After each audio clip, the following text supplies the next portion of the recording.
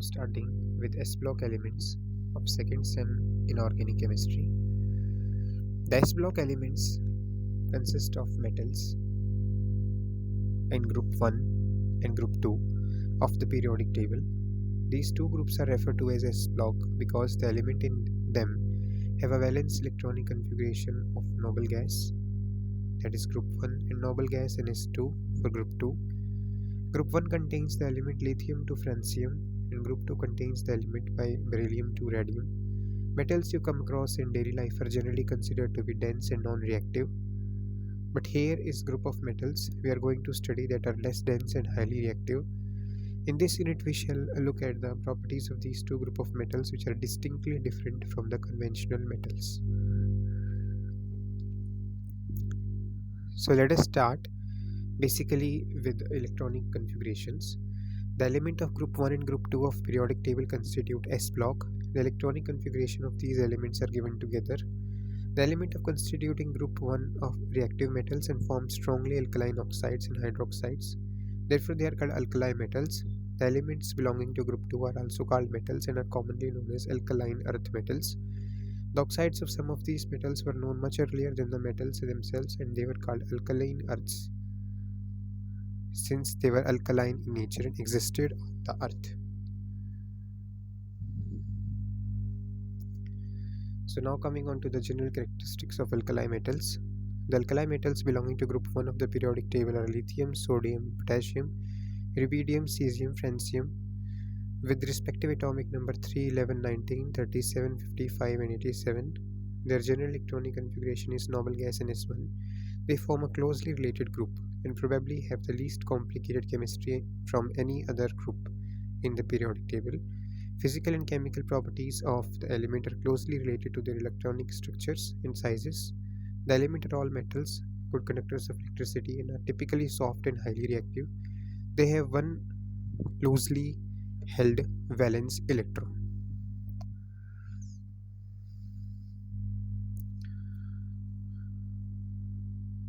In their outer shell and typically form univalent ionic and colorless compounds. The hydroxides and oxides are very strong bases and their oxosalts are very stable. Let us have a look at the physical and chemical properties of group 1 element are given in the table. This physical properties. All elements of group 1 are silvery white and light metals. Some of their important physical constants are summed up in the table 3.2. You can see this table to find out their physical properties and their variations. Now, size of atoms and ions. Alkali metals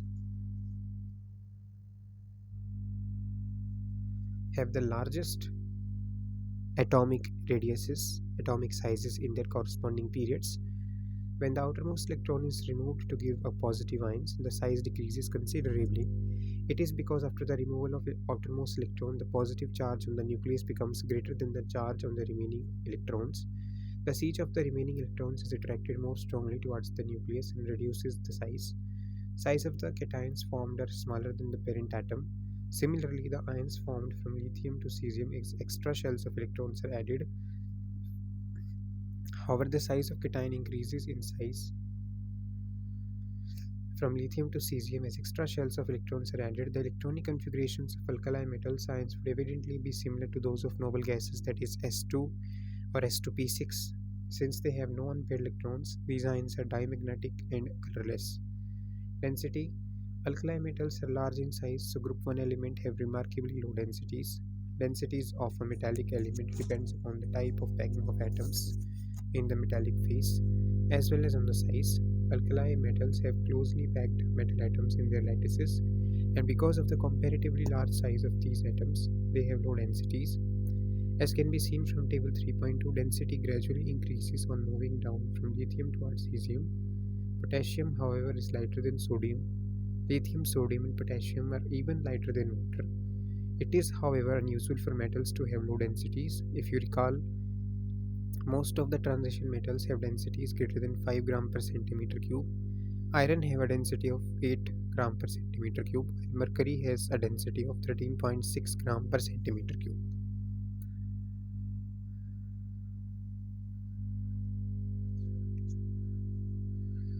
Now coming on to the ionization energies. The first ionization energy for the atoms in this group are appreciably lower than those for any other group in the periodic table. The atoms are very large, so the outermost electrons are only held weakly by the nucleus.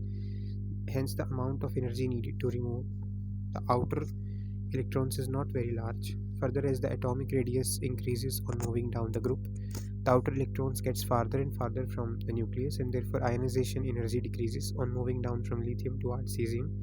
Second ionization energy is the energy required to remove the second electron from the atom. Second ionization energy is always greater than the first because it involves removing electrons from a smaller positive ions rather than from a larger neutral atom. The alkali metals are commonly formed univalent metal atoms only. On account of their low ionization energies, these metals have greater tendency to lose their valence electrons and thus change into positive ions. These elements are therefore said to have strong electropositive character. Since ionization energy decreases on moving down the group, the electropositive character increases on moving down the group. These elements are so highly electropositive that they emit electrons even when exposed to light. Their photoelectric effect is remarkably these properties responsible for their use in photoelectric cells. Now coming on to the next property, that is electronegativity and bond type.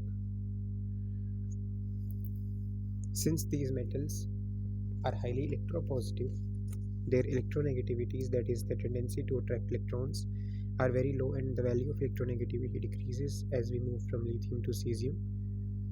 When these elements react with other elements to form compounds, a large electronegativity difference rises between the two atoms exists, and consequently ionic bonds are formed. An electronegativity difference of approximately 1.7 to 1.8 corresponds to 0.50% ionic character.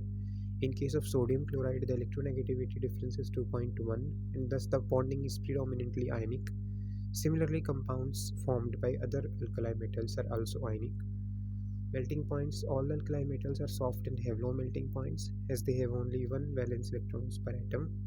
The energy binding the atoms in the crystal lattice of the metals is relatively low. Melting points invariably decrease in moving down from lithium to cesium. This decrease is due to the increase in the size of atom of the element. Boiling points: the boiling points also decreases in the same order as the melting points. The boiling point of lithium is 1326 degrees Celsius, while that of cesium is 690 degrees Celsius. Now coming on to the next property, that is hydration of ions.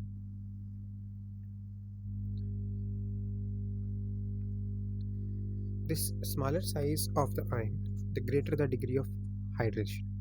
Amongst alkali metal ions, lithium plus is the smallest in size and thus have greatest size charge to size ratio amongst the alkali metal ions and get much more easily hydrated. It means it can hold more water molecules in its hydration sphere than rest of group 1 elements. As a result of this difference in degree of hydration, ionic radii of hydrated alkali metal ions decreases from lithium to cesium. Thus, lithium ions, which should have been smallest, is actually largest in size in aqueous solutions. Therefore, the ionic radii of alkali metal ions in aqueous solutions decreases in the order lithium plus, then sodium plus, then potassium, then rubidium, and then cesium plus. As a result, lithium plus ion have the lowest and cesium plus ion have the highest mobility in electric field. Oxidation states: as they have one valence electrons, all the alkali metals exhibit an oxidation state of +1. Second ionization energy is so high that the second electron is very rarely lost. Reducing properties and oxidation potentials. Reduction is a process in which electrons are gained, and oxidation is a process in which electrons are lost. An oxidizing agent is a substance which can accept electrons, while a reducing agent is a substance which can lose electrons. Let us consider the formation of sodium chloride from element sodium and gaseous chlorine. As sodium has low ionization energy, it can readily lose electrons, while chlorine has highest electron affinity and can accept electrons more readily. Thus, sodium is a reducing agent and chlorine is an oxidizing agent. Thus, an element which is a reducing agent must have low ionization energy. On the other hand, an element with high ionization energy is a strong oxidizing agent. Since ionization energy decreases on moving down from lithium to cesium, the reducing property increases down the group.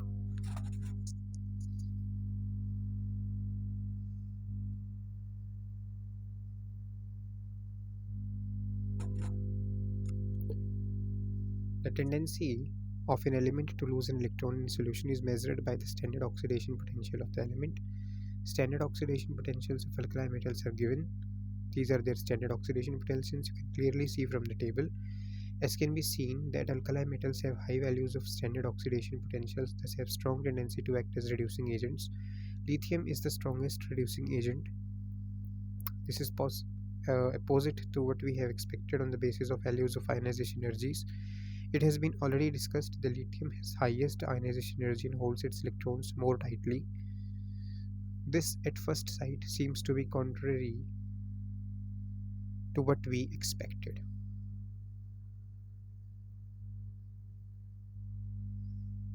On the basis of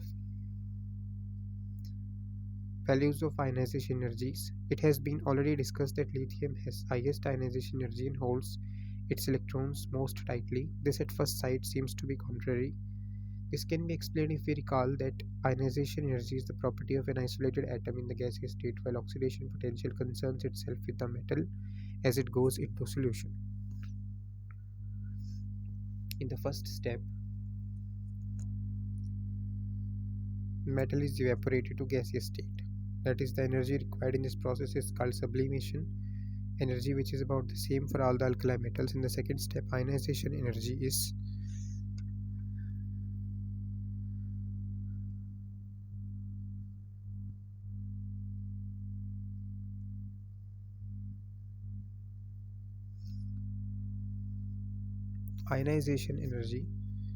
comes into which is highest for lithium. In third stage, the gaseous ion gets hydrated. In this process, hydration energy gets liberated.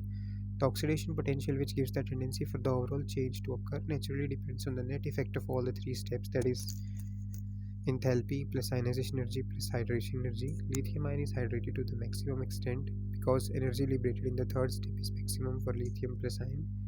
Hydration energy of lithium plus ion is so large that it compensates the energy required to knock off the electron in step 2. As lithium ion has highest oxidation potential than rest of the members. 10th is the characteristic flame coloration. Alkali metal in their salts impart characteristic flame coloration. The alkali metals have been shown to have low ionization energies. The energy from the Bunsen flame is sufficient enough to excite the electrons of alkali metals to higher energy. The excited state is unstable, and when the excited state comes back to the original level, the energy is released in the form of visible radiation. Each alkali metal undergoes its own unique electronic transition. For example, the yellow color of sodium is the light of energy emitted when electron drops from 3p1 orbital to 3s1 orbital of a neutral sodium atom. The alkali metals and their characteristic flame colors are given below.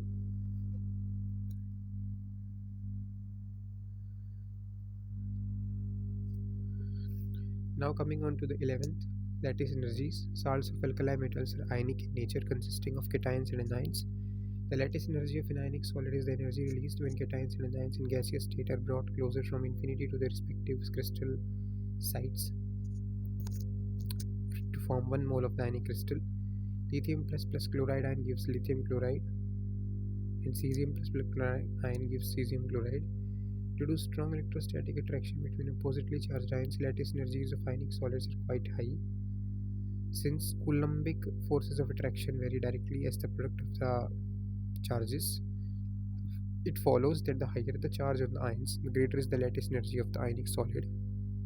This lattice energy increases as we move away from univalent ionic solids like lithium fluoride to unibivalent sodiums like calcium fluoride and to a bivalent solids like magnesium sulfide.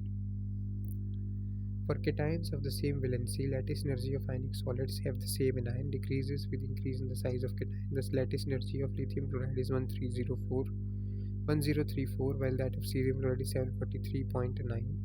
As a general rule, the lattice energies of salts of alkali metals have a given anion decrease with increase in atomic number of alkali metals as shown below. You can clearly see from the table. Thank you very much.